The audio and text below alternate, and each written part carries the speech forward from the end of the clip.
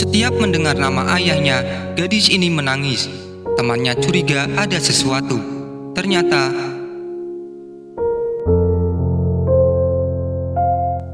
diceritakan Tira adalah gadis muda yang cantik.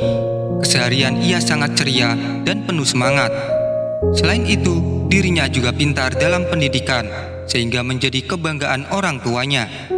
Usai menamatkan pendidikan SMA-nya, Tira memilih kos bersama teman sekolahnya dulu karena kuliah di tempat impiannya. Tetapi orang tuanya 2 tahun lalu menolak pilihannya sebab mereka menilai jurusan yang ia pilih tidak bisa menjamin langsung bekerja. Terlebih keadaan ekonomi harus memaksa mereka lebih menghemat karena pekerjaan mereka pemulung. Namun Tira menolak dan yakin pasti bisa masuk jurusan sesuai keinginannya. Sebagai orang tua, akhirnya mereka mengalah. Begitulah cerita Tira pada temannya saat pertama meminta tinggal sesaat.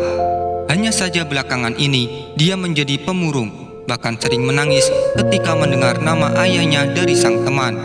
Ketika ia meminta Tira pulang atau menitip pesan untuk ayahnya, wajahnya serasa berubah. Menyadari hal tersebut, Reni merasa curiga. Ada rasa aneh di hati temannya ini, karena dulu Tira sangat senang menceritakan masalah ayahnya. Setelah diusut lebih jauh, akhirnya terbukalah mulut Tira untuk bercerita. Ternyata 1 tahun yang lalu, ketika Tira sebenarnya kabur dari rumah, ia marah karena minta uang kuliah. Orang tuanya meminta menunggu sampai uangnya ada.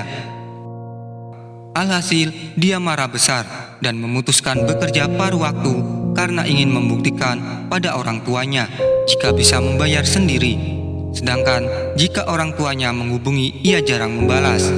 Tapi 1 minggu yang lalu, ia dapat telepon dari ibunya, dapat kabar dari rumah bila ayahnya kecelakaan motor dan meninggal dunia. Tira merasa bersalah pada ayahnya karena sebelum dia pergi ada pertengkaran hebat antara dia dan ayahnya. Dia dan ayahnya bertengkar hebat karena uang. Namun sebelum meminta maaf ternyata takdir berkata lain. Tira sangat menyesal, tapi nasi sudah jadi bubur. Ia hanya bisa meratapi nisan ayahnya dengan penyesalan atas tindakannya. Dia tak menyangka perbuatannya membuat dia kehilangan waktu bersama sang ayah.